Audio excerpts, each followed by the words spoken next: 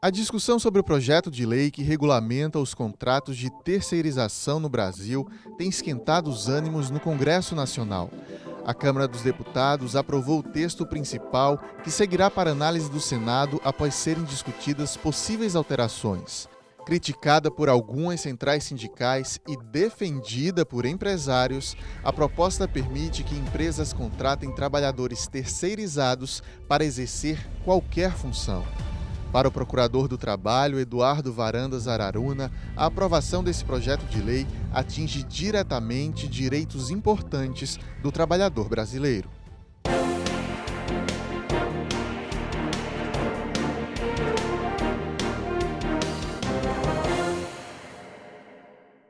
Você de casa acompanhando a nossa programação, seja muito bem-vindo ao Câmara Debate.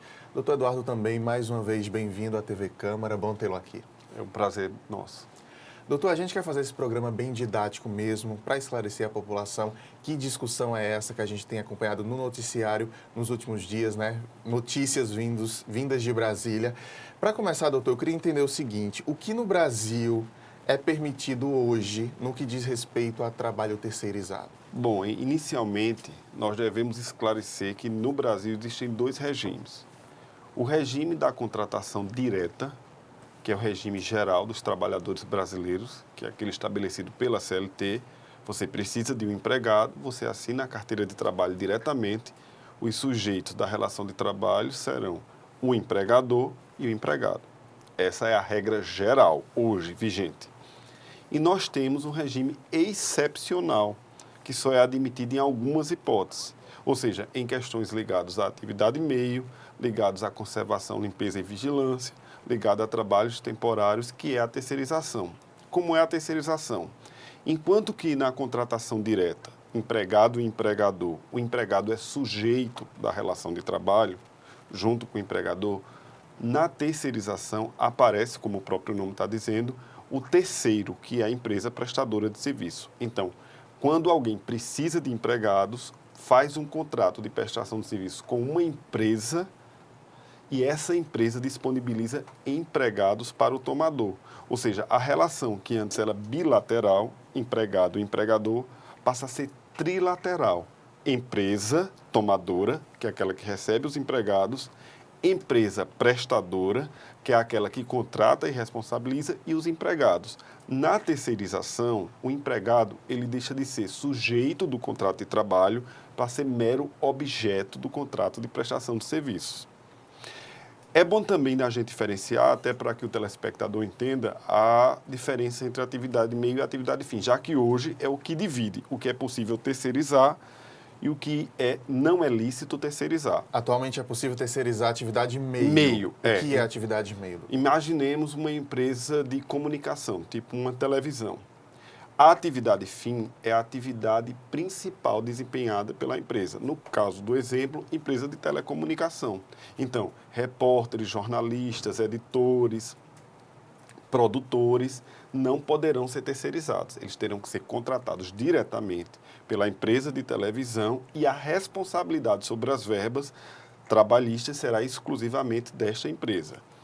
A atividade meio seria quando a TV precisa de recepcionistas, precisa de serventes, ou seja, uma atividade absolutamente periférica ao que se desenvolve como centro produtivo daquela empresa. Então, aí hoje é possível. A terceirização já existe hoje, já tem uma regulamentação e ela é vista de forma restrita, como exceção. A regra prevalece a da contratação direta. Deixa eu exemplificar aqui também para a gente deixar ainda mais claro. Vou me colocar como dono de uma faculdade particular. Certo. Hoje eu posso terceirizar a segurança do prédio, da minha instituição, e limpeza, recepção, por exemplo. Não posso terceirizar os professores da minha faculdade. Com a aprovação desse projeto de lei, poderei terceirizar professores? Poderá. Isso é o grande problema. Mas antes de entrar diretamente no projeto, eu queria falar um pouco do que a terceirização hoje, como exceção, já apresenta de negativo e por que é que o projeto nos causa tanta preocupação e um certo temor de um retrocesso. São realidades diferentes do terceirizado hoje e do profissional contratado? Exatamente. Por exemplo, o terceirizado hoje ganha 20% a menos do que o trabalhador contratado diretamente desempenhando a mesma função. Cada 5 trabalhadores acidentados, 4 são terceirizados no Brasil. Ou seja, há um maior índice de acidentes do trabalho e de doenças ocupacionais no setor de terceirização.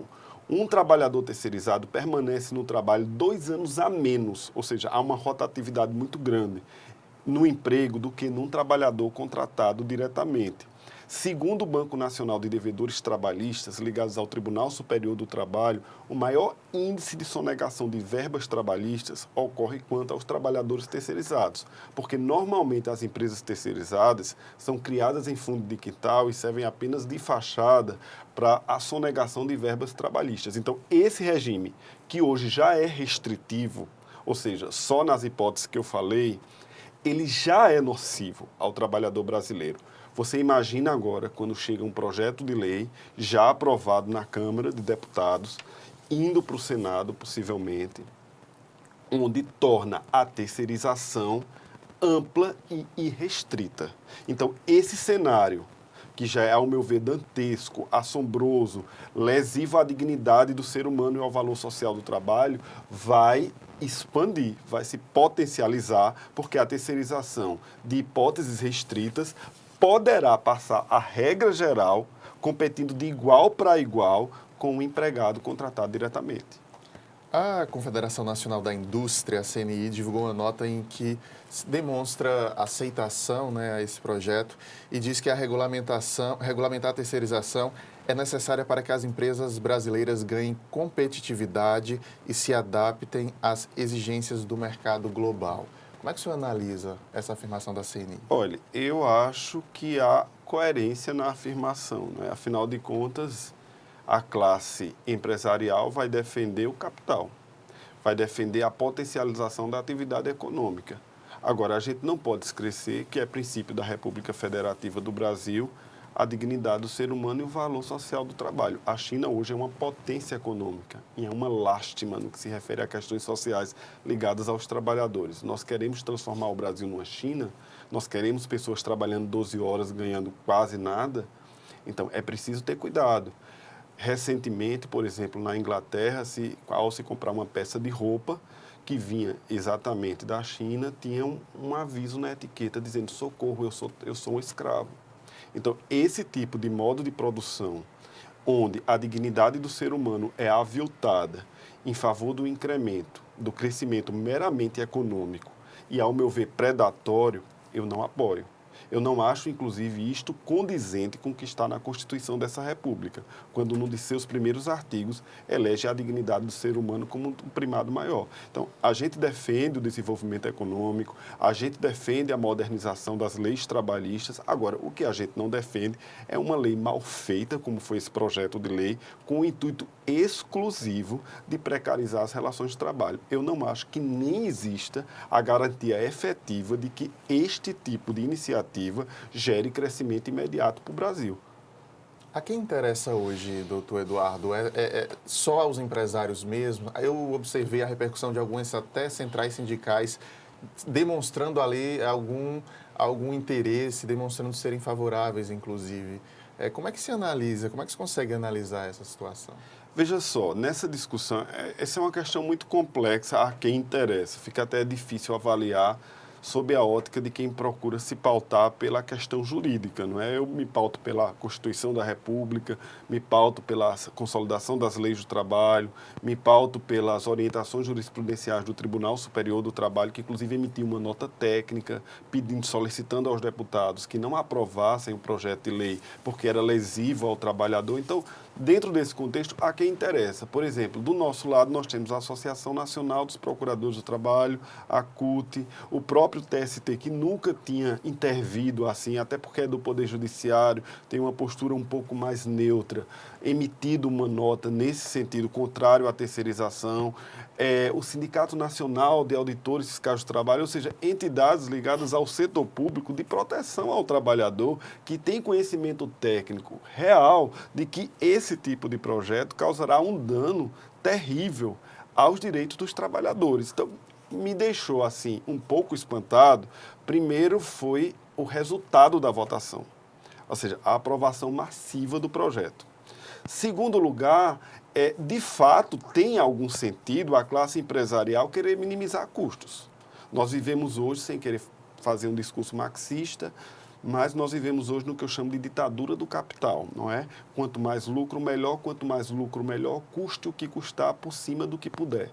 Então, esse tipo de postura é uma postura que não é exclusiva do Brasil, é a ditadura que rege o planeta. Então, dentro desse contexto, aviltar o direito dos trabalhadores faz parte de uma dessas metas e cabe ao país decidir politicamente se vai manter em sua Constituição como efetivo o princípio do valor social do trabalho ou vai aviltá-lo em detrimento de uma lucratividade em favor de segmentos produtivos, empresariais, etc. Então, eu acho que o parlamento, de fato, não se preocupou com a questão trabalhista, lembrando que esse é um país de trabalhadores, lembrando que, em tese, nós estamos sendo governados por um partido vinculado a trabalhadores e, no entanto, o projeto já vai posteriormente para o Senado Federal e eu temo que seja aprovado. O senhor falou aí na votação, vou passar a informação aqui, foram 324 votos a favor. Exatamente. E 137 votos contrários, teve também 2 abstenções. Doutor Eduardo, quando fala em precarizar o trabalho, caso essa terceirização se torne tão comum quanto o projeto propõe, a gente está falando em quê? Como é que esse trabalho vai ser precarizado? Olha só, se eu contrato diretamente o empregado, eu sou diretamente responsável por tudo que acontecer a ele. Eu sou responsável por lhe pagar o salário mínimo, eu sou responsável por garantir o meio ambiente de trabalho seguro, observando as normas regulamentadoras do Ministério do Trabalho, sou responsável pelo depósito do FGTS, enfim, por todos os direitos trabalhistas. Quando eu introduzo um terceiro, a responsabilidade sai de mim para o terceiro. Eu fico com uma mera responsabilidade subsidiária à luz do projeto.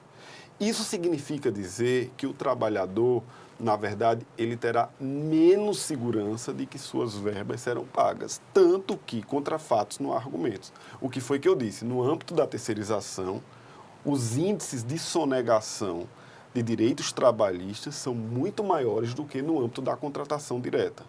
Só para se ter um exemplo, o Estado resolveu terceirizar o Hospital de Traumas através da Cruz Vermelha e, a partir daí, terceirizou inúmeras unidades hospitalares.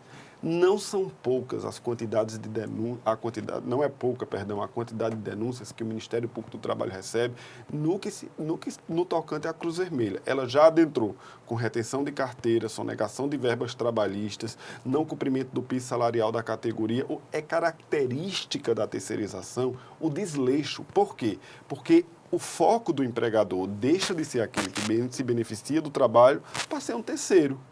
E um terceiro não vai haver uma difusão na responsabilidade. Enquanto que na contratação direta eu sou o responsável porque eu contratei, na terceirização há uma divisão de responsabilidades que dificulta profundamente o cumprimento da lei trabalhista. Doutor Eduardo, eu quero tentar também encontrar vantagens numa possível terceirização, né, já que nossos deputados, em sua maioria, concordam com esse projeto. A gente discute isso no segundo bloco. Vamos fazer uma pausa agora, mas logo depois do intervalo, continuamos esse debate sobre a terceirização do trabalho aqui no Brasil. Até já.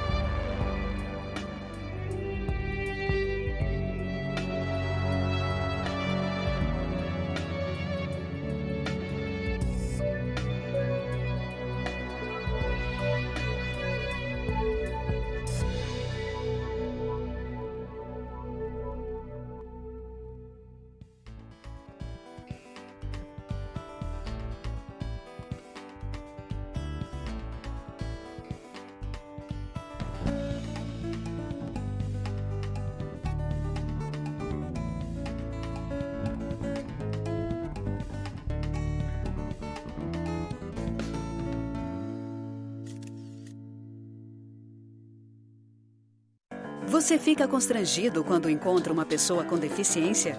Então, está na hora de mudar. Deficiência não é doença e essas dicas são para você. Ao conversar com o cadeirante, procure sentar-se. Assim, vocês mantêm a mesma linha do olhar. Para ajudá-lo a subir um degrau, segure a cadeira com firmeza e incline para trás, levantando as rodinhas da frente.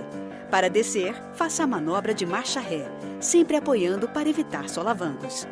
Mas nunca movimente a cadeira sem antes pedir permissão ao cadeirante. E em nenhuma hipótese, nem por um segundo, estacione na vaga reservada a pessoas com deficiência ou ao lado de guias rebaixadas. Você gostaria que construíssem um muro na porta da sua garagem? Pois é, quando você estaciona em lugares reservados, está impedindo que o deficiente físico se locomova. Cidadania é saber conviver com as diferenças.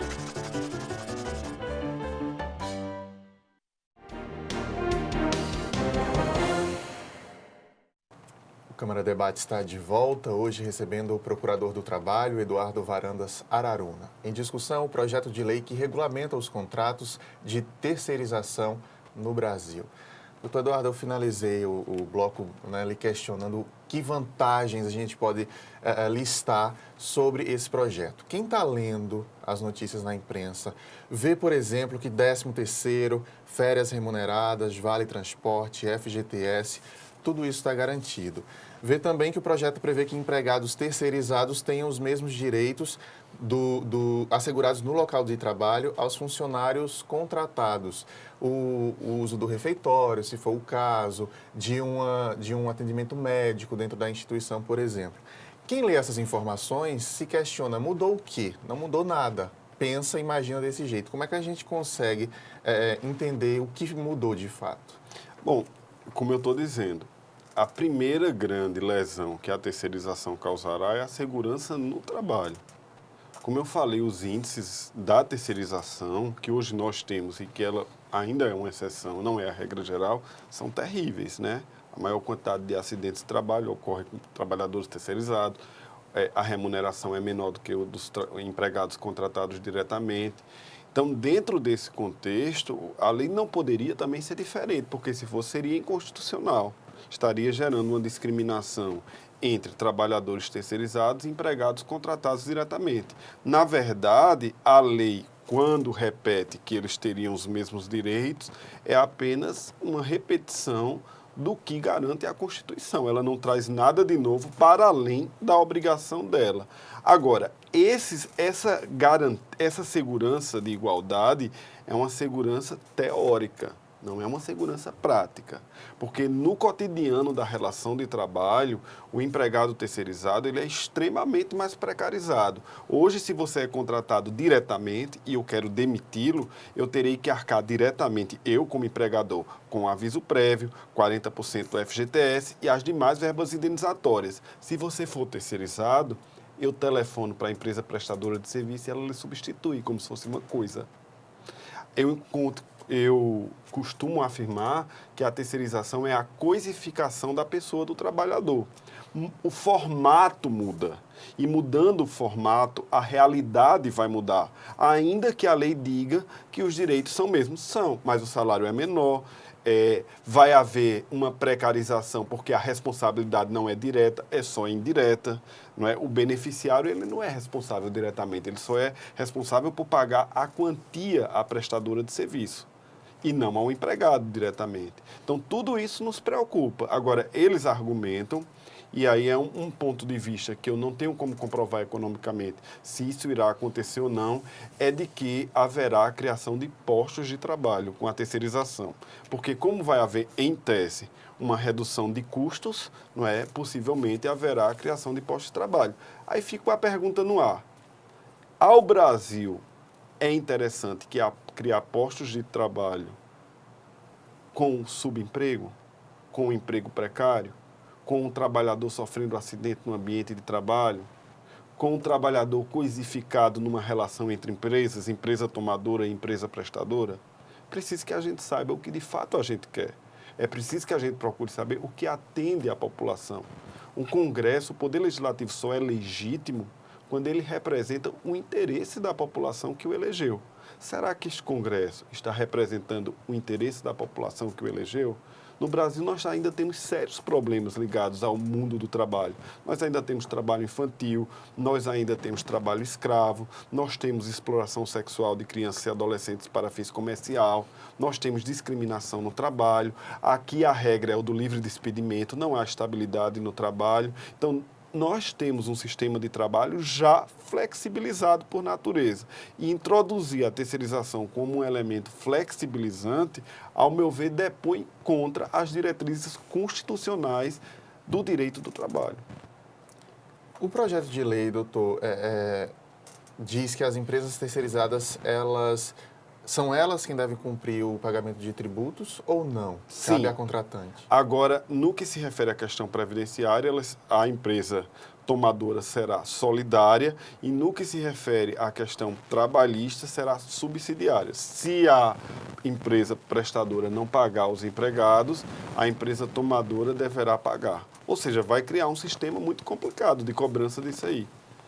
Se hoje as coisas são bem definidas entre empregado e empregador, a introdução de um terceiro vai facilitar a fraude, a malversação de verbas, a sonegação, uma série de coisas. Então, isso é muito complicado, levando em conta que nós já temos um país politicamente complicado, de altos índices de sonegação, de má aplicação de recursos públicos, de improbidade, de fraude em diversos segmentos. Então, você oficializar a terceirização num país onde a cultura, lamentavelmente, é da improbidade administrativa, é bastante complicado. Num país onde nós temos ainda no Tribunal Superior do Trabalho uma enorme demanda de empregados buscando suas verbas, a Justiça do Trabalho assoberbada de processos, você introduzir uma relação ainda mais complexa, que ela passa a ser triangular ou prismática, eu acho que vai tumultuar o mundo do trabalho, como eu disse, vai lesar direito dos trabalhadores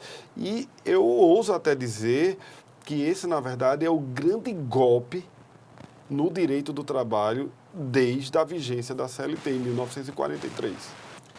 A terceirização da brecha, então, para a corrupção, pelo que o senhor vem explanando aqui nessa última resposta? Bom, uma coisa que me preocupou muito é que o projeto, na sua redação originária, não sei como vai terminar a redação final, até porque ainda vai passar pelo Senado, existe uma série de prolongamentos do processo legislativo, mas ele permite a terceirização na administração pública indireta, empresas públicas e sociedades e economia mista. Para mim, isso vai ser uma abertura para o clientelismo, nepotismo, fisiologismo dentro da administração pública indireta. Então, a partir de agora, se o projeto for aprovado tal qual proposto, depois de eventualmente sancionado pela Presidência da República, pode declarar o empregado público como uma espécie em extinção na administração pública indireta.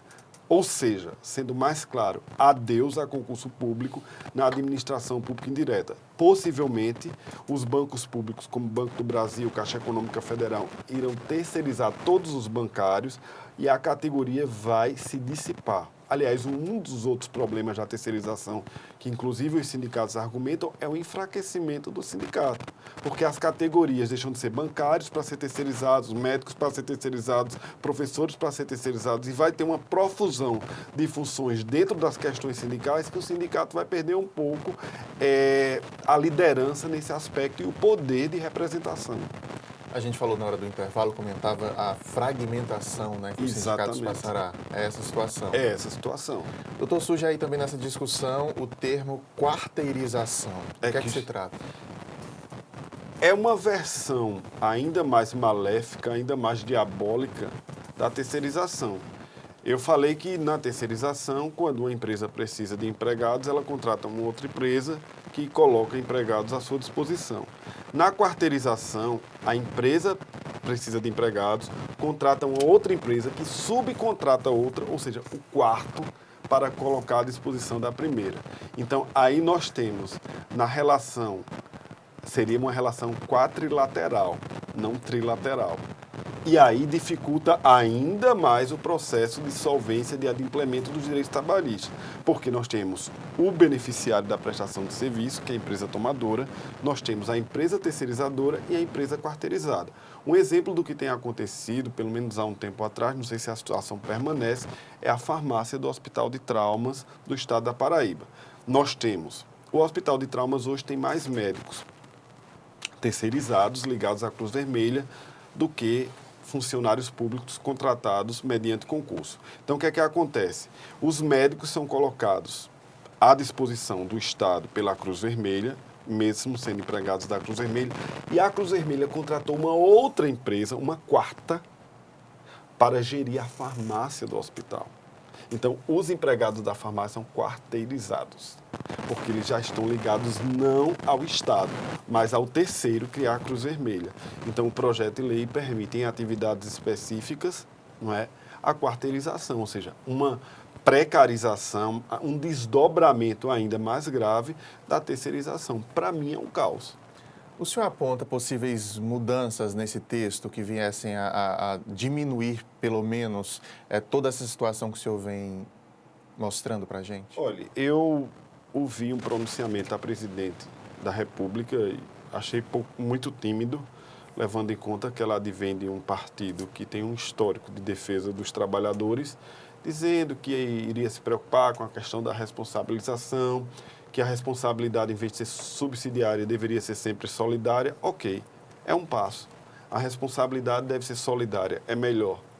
O que quer dizer isso? Que o empregado pode cobrar diretamente a empresa beneficiária sem ter que ir primeiro atrás da empresa terceirizadora, da prestadora de serviços.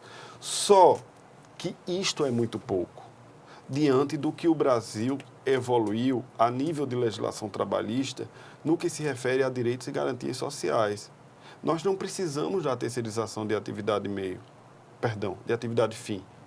Eu acho que o projeto inteiro ele é maléfico. Se eu tivesse que sugerir alterações ao projeto, eu não teria como fazê-las. Eu teria como sugerir, na verdade, o completo aniquilamento dessa malsinada iniciativa. Doutor Eduardo, eu estou raciocinando aqui também o seguinte: se aprovado, se sancionado esse projeto, se tornar lei de fato, pode as empresas se livrarem dos contratados do dia para a noite ou tem alguma garantia que impeça as empresas dessas demissões em massa para recontratá-los depois terceirizados? Não tem. Ela terá que pagar todas as verbas indenizatórias decorrentes da rescisão do contrato e, a partir daí, vai fazer um contrato de prestação de serviço com as empresas terceirizadas e está cumprindo a lei. A lei não permite, não vai permitir. Bom, a gente segue acompanhando essa história no Congresso Nacional, a repercussão de toda essa história. Portas sempre abertas aqui para a gente continuar essa discussão. Doutor, muito obrigado pela presença mais uma vez. Eu que agradeço, é um prazer estar aqui. Espero que o sol do Brasil ilumine o cérebro dos parlamentares brasileiros. Muito obrigado. O Câmara Debate desta semana termina agora, mas pela internet estamos sempre em contato com você.